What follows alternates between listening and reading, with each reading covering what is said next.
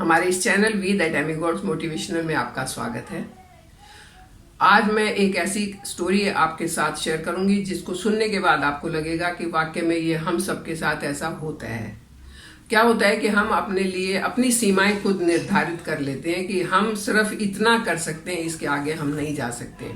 और जब एक ऐसी धारणा बना लेते हैं तो कई बार वो हमारे लिए नुकसान का कारण बन सकती है। जैसे कोई बच्चा सोचता है मैं तो सिर्फ इतने मार्क्स ला सकता हूँ, तो जब उसने अपनी धारणा ये बना ली तो ये बात उसके सबकॉन्शियस माइंड में जमा हो जाती है, प्रिंट हो जाती है। और वो प्रिंट होने के बाद सबकॉन्शियस माइंड जो है वो पूरी कोशिश करता है कि आप सिर्फ इतने ही मार्क लाएं, उससे ज्यादा नहीं लाएं, और बच्चा मेहनत नहीं करता है। इसी तरीके से काम में, बिजनेस में, आप कोई भी नया काम शुरू करने से पहले अगर ये सोच लेते हैं कि ये तो मैं शायद नहीं कर पाऊंगी, जब हम ये सोच लेते हैं कोई भी काम करने से पहले तो ये तो शायद हम नहीं कर पाएंगे, तो हमारा सबकॉन्शियस माइंड पूरी कोशिश में लग जाता है कि हम ना ही कर पाए। तो हमें अपने विचारों में ऐसी चीज डालनी है कि हमें हमेशा एक पॉजिटिविटी मिलती रहे, हम हमेशा पॉजिटिव रहें और ये हमें लगता रहे कि हाँ हम ये चीज कर सकते हैं, हाँ हम ये चीज पा सकते हैं, इतने मार्क्स ला सकते हैं, ऐसा बिजनेस कर सकते हैं, अपने जॉब में इतना अच्छा कर सकते हैं, अपनी पढ़ाई में इतना अच्छा कर सकते हैं। तो जब हम ये मन में रखेंगे, इस तरीके से पॉजिटिव सोच के काम करेंगे तो जरूर हम उसको पूरा कर पाएंगे। तो आज की स्टोरी कुछ इसी तरीके की है। एक परिवार गांव में रहता था और वो बहुत गरीबी में गुजर बसर कर रहे थे, जबकि पहले पुराने टाइम में वो काफी अच्छा खानदान होता था, अच्छा परिवार होता था, जिसकी अच्छी इनकम होती थी, सब उनके नौकर चाकर होते थे। लेकिन किसी कारण से उनके यहाँ कोई प्रॉब्लम हुई और उनके पास जो कुछ था वो धीरे धीरे करके खत्म हो गया और वो एक गरीबी की हालत में आ गए। अब जब वो इस हालत में आ गए तो उन्होंने सोचा कि हम बाहर जाके काम नहीं कर सकते हैं, क्योंकि हम तो बहुत बड़े घर के हैं।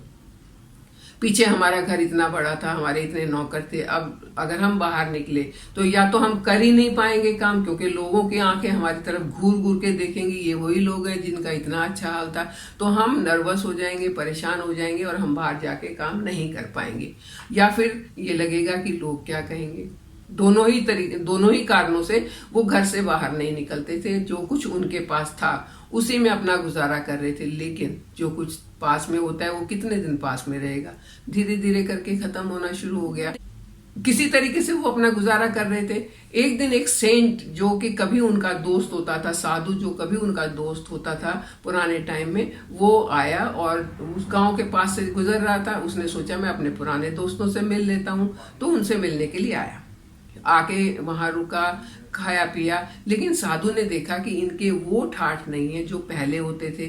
उसने विचार किया, उनकी बातों से उसने अंदाजा लगाया कि ये लोग अब उतने अमीर नहीं रहे, किसी कारण से इनका धन वैभव जो था वो नष्ट हो गया और अब ये बड़ी मुश्किल से गुजारा कर रहे हैं। वो तो साधु था, सन्यासी था, उसे ज्यादा कुछ चाहिए नहीं था, लेकिन वो परेशान हो गया कि इनके साथ ऐसा क्यों हुआ। अब वो इस चिंता में लेटा हुआ था तो उसने देखा वो जो लड़के थे जिनके वहां वो रुका हुआ था, वो लड़के किसी के साथ बहस कर रहे थे।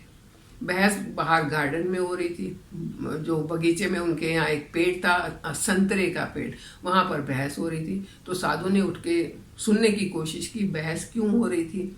तो वो लड़के जो थे वो जो एक और आदमी आया हुआ था उससे कह रहे थे, देख भाई आज तू हमारे संतरे के कुछ पैसे ज्यादा दे दे, क्योंकि हमारे यहाँ मेहमान आए हुए हैं और जितने पैसे तू देता है उसमें हमारा गुजारा नहीं होगा, तो हम मेहमान को क्या खिलाएंगे। साधु की समझ में सब आ गया कि इनकी गरीबी का कारण क्या है। इनकी गरीबी का कारण ये है कि ये शर्म कर रहे हैं। इन्होंने अपने मन में ठान लिया है कि हम बाहर जाके काम नहीं कर सकते हैं और इसलिए ये बाहर निकलते नहीं हैं। इस संतरे के पेड़ से जो मिल जाता है उसी से गुजारा करते हैं। तो साधु ने सोचा कि क्यों ना मैं इस पेड़ को ही काट दूं। ये सोच के वो लेटा रहा और जैसे ही वो भाई भी सो गए तो साधु आराम से धीरे से उठा, बाहर निकला और उसने उस पेड़ को काट दिया और बिना कुछ बताए वहां से चला गया। सुबह घर वाले सब लोग उठे और उन्होंने जब पेड़ को कटा हुआ देखा तो अपने माथे पे हाथ मारा कि अब हम खाएंगे कहाँ से, अब हम करेंगे क्या। और साधु को कोसते रहे, गालियां निकालते रहे, लेकिन भूख तो लगती है। जब उनके पास कोई भी साधन नहीं बचा, एक पेड़ था जिससे वो थोड़ा बहुत कमा लेते थे और खा लेते थे, वो भी कट गया। तो उन्होंने सोचा कि अब तो बाहर निकले बिना काम चलेगा नहीं, और उन भाइयों ने बाहर जाके कुछ काम करने की सोची। अब जवान थे, बदन में जान थी, थोड़ी सी ताकत भी थी, तो जो काम उनको मिला वो उन्होंने करना शुरू कर दिया, और धीरे धीरे करके अपनी काबिलियत के हिसाब से वो काम करते रहे और आगे बढ़ते रहे। 3-4 साल 5 साल गुजर गए, तो वो साधु फिर से उसी गांव के पास से जा रहा था। उसने सोचा कि चलो मैं आज जाके देखता हूँ कि उन लोगों के हाल क्या है, क्योंकि पेड़ तो मैंने काट दिया था, अब उनकी हालत क्या है। जाके देखता है तो उनका तो घर थोड़ा ठीक ठाक सा दिख रहा है, घर में थोड़ा सामान भी दिख रहा है, किचन भी अच्छी दिख रही है। और वो अंदर गया, बैठा उनके साथ और बोला कि भाई मुझे माफ़ कर देना, क्योंकि मैं उस दिन तुम्हारा वो पेड़ काट के चला गया था जो कि तुम्हारी इनकम का साधन था, तो उसी की माफ़ी मैं मांगने आया हूँ। तो उन लड़कों ने कहा, और लड़कों की माँ ने कहा कि महाराज माफ़ी तो हम आपसे मांगते हैं, हम तो आपका धन्यवाद करते हैं। सुबह उठते शाम को सोते हम सिर्फ भगवान से यही कहते हैं उन साधु महाराज का बहुत भला हो, क्योंकि अगर वो पेड़ नहीं काटते तो हम तो अपनी कुंठाओं में ही रह जाते कि हम बाहर जाके कुछ कर नहीं सकते हैं। हम बाहर जाएंगे तो लोग क्या कहेंगे, हम बाहर जाएंगे तो कैसे काम करेंगे। लेकिन जब आपने हमारा वो इनकम का साधन ही ख़त्म कर दिया तो मजबूरन हमें बाहर जाना पड़ा, और बाहर जाके हमें पता चला कि अरे हम तो कुछ भी कर सकते हैं, हम तो मेहनत कर सकते हैं, हम तो कमा सकते हैं, और इसमें कोई शर्म की बात नहीं, क्योंकि हम कोई गलत काम नहीं कर रहे हैं। और जब हमने ऐसा सोचा तो हमें बहुत फ़ायदा हुआ, और आज हालत ये है कि हम तीनों टाइम पेट पर खाना खाते हैं। अगर हमारे घर कोई मेहमान आता है उसकी भी आव भगत अच्छे से कर लेते हैं, और हम बहुत खुश हैं, इसलिए हम आपका धन्यवाद देते हैं। तो साधु महाराज ने कहा मेरा पेड़ काटने का मकसद यही था, क्योंकि अगर मैं आपको प्रवचन देता, आपको समझाता, तो आपको लगता है बुढ़ा साधु पागल है, ऐसे ही बोल रहा है। लेकिन मैंने आपको समझाने के लिए ये सब किया था, और मुझे बहुत खुशी है कि आप उस चीज़ को समझ पाए, आप उस चीज़ को समझ के आगे बढ़ पाए, और आज आप इतना खुश हैं। तो है ना कहानी मज़ेदार। साधु ने इनडायरेक्टली उनको समझा दिया कि भाई कुंठाओं से बाहर निकलो, अपनी सीमाएं इतनी छोटी मत निर्धारित करो कि आप उससे आगे ही नहीं बढ़ पाओ, कि खुले आसमान में चलने की कोशिश करो, अपने गोल सेट करो और एक एक करके उन्हें प्राप्त करो, तभी आप आगे बढ़ पाओगे। और यही जिंदगी की खुशी का एक मंत्र है कि आप खुश कैसे रह सकते हैं, कि आप अपने सीमाओं का दायरा बढ़ाएं, उस दायरे में जाके आप मेहनत करें, और मेहनत करके जो आप चाहते हैं वो पालें।